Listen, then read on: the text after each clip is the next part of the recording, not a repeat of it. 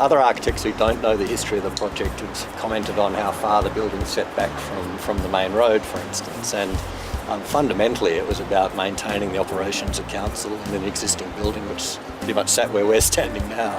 So we did, I think in a very clever strategic way, design the building around it without compromising the really important sort of passive sustainable features of the building, and at the same time creating what we think is a really significant public space. So it's a sort of a honeypot for children and teenagers and mums and dads and the older generation as witnessed today. So we talk a lot about the environmental features. I'd have to say for me as an architect and for our practice, the outstanding outcome is as a community centre. I think that's where it's really, kicked a lot of goals, and it's been hugely successful.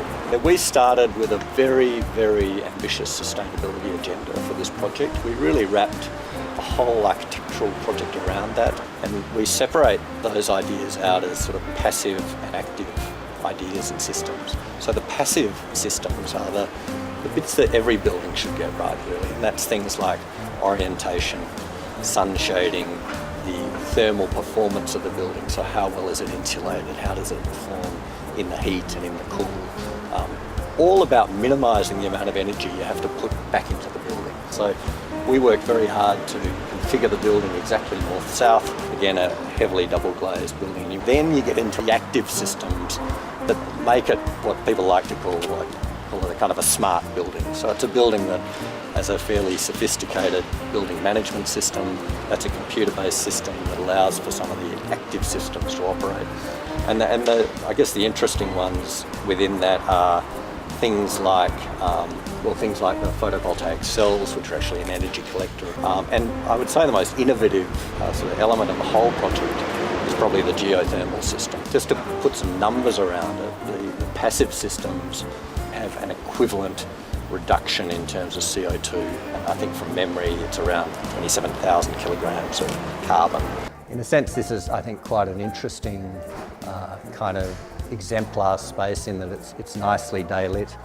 It has the operable louvers that allow us to ventilate the building. It's in a lovely part of Perth where you get the sea breeze almost as soon as it comes in. We've taken advantage of those opportunities by having a whole system of operable louvers through the building that allow you to ventilate the building when the temperature's right outside. And this is also quite an important entry into the building. One of the important community assets that we provided was to create a very substantial basement car park so people can drive straight in and come up either through the lift or the stairs and up into the buildings. Tricia, we're standing in the thermal maze, and it's actually a subterranean space. So there's a little scoop down through here where you can see the louvers over there. That's where the air's brought in a controlled fashion. But largely it's like a cave. And for exactly the same reasons that the French say you've got to put your wine underneath the ground and in a cave to really store it properly in a very steady, stable kind of temperature. This does the same thing with this mass of rocks. And those rocks provide great thermal stability, and in summer they're much cooler than outside air. In winter they're warmer than outside air because you have to have a very high proportion of fresh air through your system. So it cools that outside air before it gets into the system. Massive savings, energy savings via that sort of process. And then in winter, probably less dramatic in Perth because it doesn't get that cold, but even in winter in Perth it can get a bit chilly outside. These stones will have a slightly higher temperature.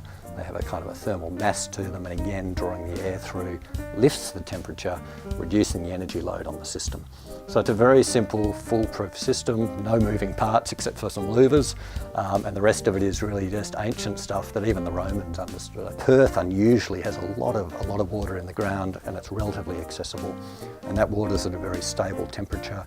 Again, in summer we can draw that cool water out of the artesian basin, take it through the system, and again, like the rocks, it's just reducing the energy load or the changes in temperature that we're needing to make to the air, ultimately to put it into the library. Just looking at the width of the insulation, and is that throughout the whole building? Yeah, it's a massively insulated building.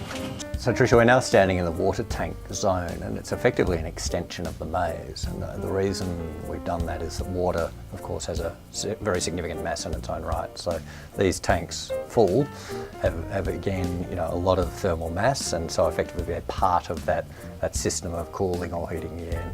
So rather than just saying, oh, we've got some water, we'll store that somewhere, we've thought about how we can utilise that not just for water storage but also in terms of the thermal performance of the air conditioning system.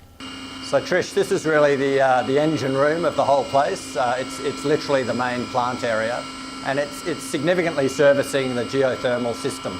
So the geothermal system is the one that extracts water out of the basin below the building, the artesian basin, but it's pulling that relatively cool water up into the system, so it's pre-cooled effectively by the earth, and that water's coming up through this system here, and then that's run through the plant and it's extracted at a much higher temperature, and it's put back into a thing called an injection bore, using that cool water to effectively supplement the energy costs of keeping the water cool, and then pumping that hot water back into the ground, and then the ground will over time cool that down, so it mixes back into the system.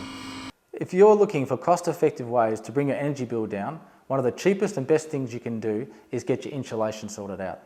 Insulation is one of those fantastic double action systems that keeps your house warmer in winter and cooler in summer.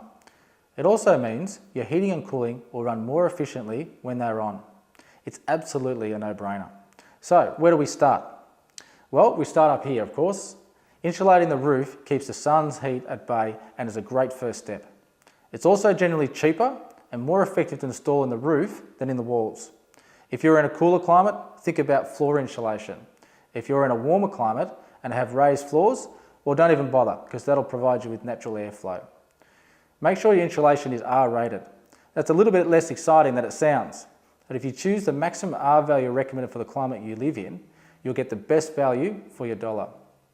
Windows are a big problem when it comes to heat transfer, but you've got a few options here.